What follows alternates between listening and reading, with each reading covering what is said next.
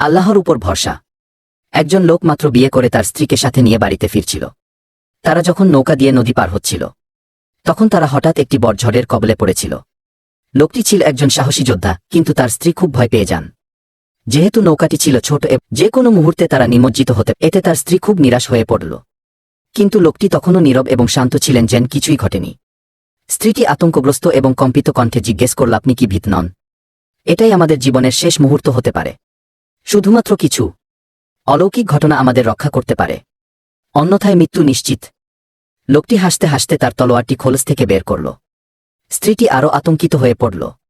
সে আসলে কি করতে যাচ্ছে?